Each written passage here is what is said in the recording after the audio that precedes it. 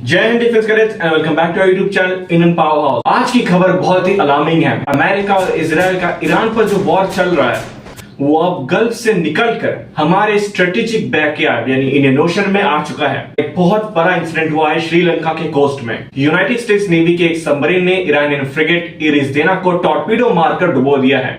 80 से ज्यादा सेलर्स की डेथ हो चुकी है और बहुत से मिसिंग है। और सबसे बड़ी बात, ये शिप इंडिया से ही वापस जा रहा था।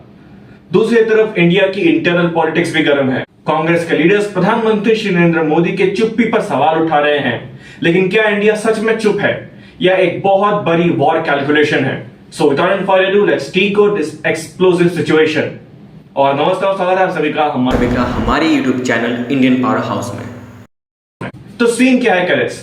ईरानियन वॉरशिप इरिसदेना हाल ही में इंडिया के मिलान 2026 इंटरनेशनल फ्लीट रिव्यू में पार्टिसिपेट करने आया था। जब ये वॉरशिप वापस ईरान जा रहा था तो श्रीलंका के गैलेकोस से कुछ दूर एक US nuclear power attack submarine ने इस पर मार्क 48 टॉर्पीडो फायर कर दिया।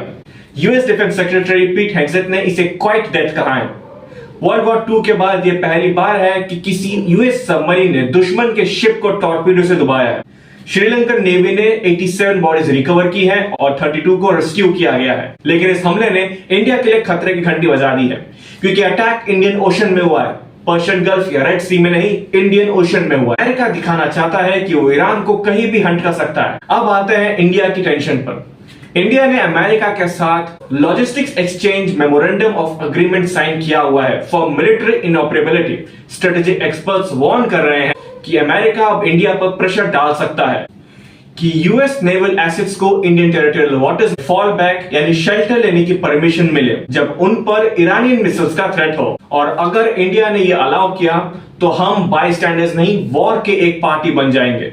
ईरान प्रूफ नहीं मांगेगा, वो सीधा पूछेगा whose side are you on. Congress leaders जैसे पवन खेरा और सोनिया गांधी ने सरकार को टारगेट किया है। उन्होंने कहा है कि इंडिया की साइलेंस डिस्टर्बिंग है, वॉशिंगटन को अपना नेबरहुड सीड कर रहे हैं। सरकार पर प्रेशर है कि वो खुलकर वॉशिंगटन को कंडेम करे। लेकिन कैडेट्स, क्या ये इतना सिंपल है? बिल्कुल नहीं। जब लोग कहते हैं इंडिया को चिल्लाना चाहिए, वो ग्राउंड रियलिटी बोल रहे हैं। गल्फ रीजन में 1 करोड़ यानी 10 मिलियन इंडियंस रहते हैं। हमारी एनर्जी सप्लाईज, रेमिटेंसेस और इकोनॉमी स्ट्रेट ऑफ हॉर्मुज से चलती है। Ministry of external affairs MEA ने क्लियर कहा है कि उनकी सेफ्टी हमारी utmost प्रायोरिटी है। कुछ Indian nationals already merchant shipping attacks में अपनी जान गंवा चुके हैं और दूसरी तरफ हम अमेरिका के साथ अपने रिश्ते को आग भी नहीं लगा सकते। टेक्नोलॉजी, सेमीकंडक्टर्स, डिफेंस और क्वाड ये इंडिया के आने वाले 50 साल के आर्किटेक्चर हैं। ईरान के प्रॉक्सीज यानी हूतीज ने भी पास्ट में इंडियन शिपिंग को परेशान किया है।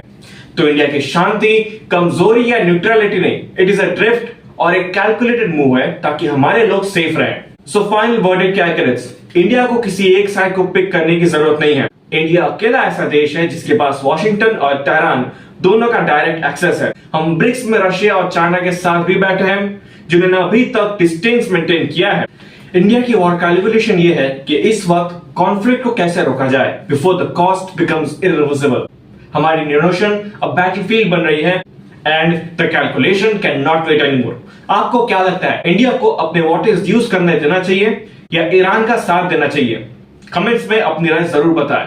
अगर आपको ये रॉ स्ट्रेटेजिक एनालिसिस पसंद आया तो लाइक बटन पर टॉर्पीडो मारिए, चैनल पर नहीं तो सब्सक्राइब कीजिए और बेल आइकन की घंटी को दबाना ना भूलें। वीडियो को शेयर कीजिए। मैं मिलूंगा आपसे नेक्स्ट वीडियो में, तब तक के लिए जय हिंद, जय Bharat and stay combat ready.